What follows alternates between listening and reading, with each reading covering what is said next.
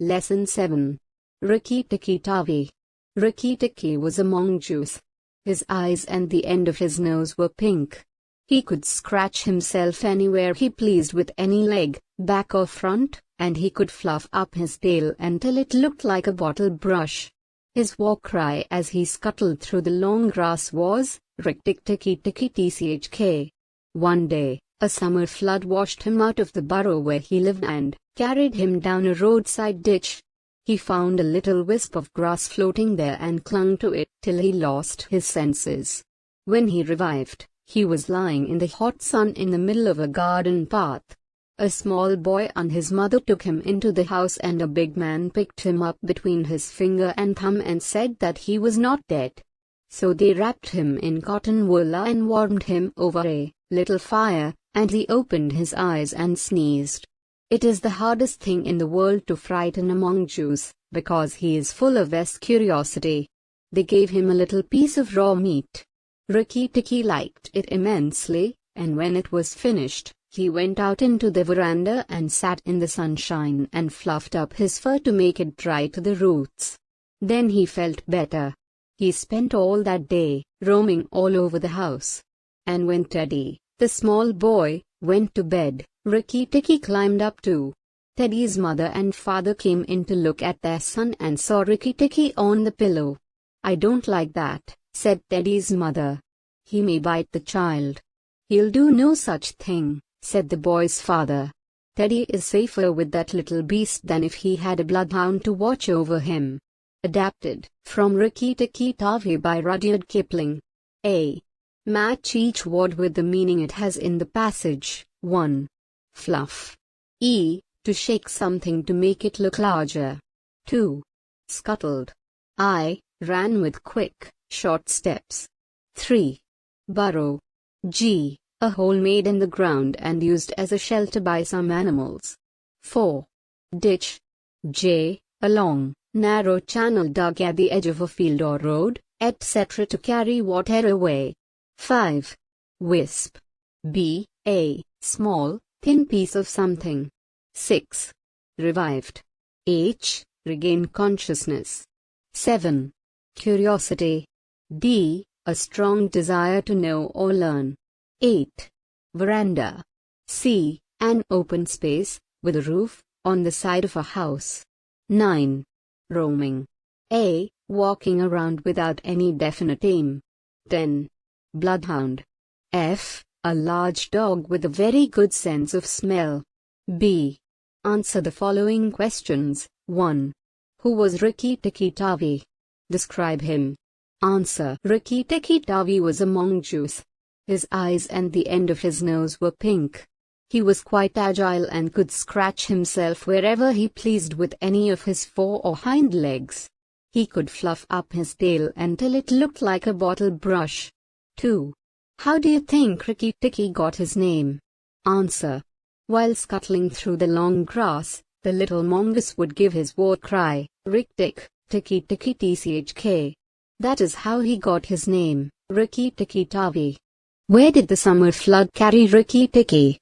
Answer. The summer flood washed Rikki-Tikki out of his burrow and carried him down a roadside ditch. It finally put him down in the middle of a garden path of a house. 4. How was he treated by their family which found him? Answer. Rikki-Tikki was treated kindly by the family which found him. A little boy and his mother found him lying in the hot sun in the middle of the garden path of their house. They carried him into the house. A big man picked him up between his finger and thumb and said that he was still alive. So they wrapped him in cotton wool and warmed him over a little fire until he opened his eyes and sneezed. They also gave him a piece of raw meat to eat. 5. Why is it hard to frighten a mongoose?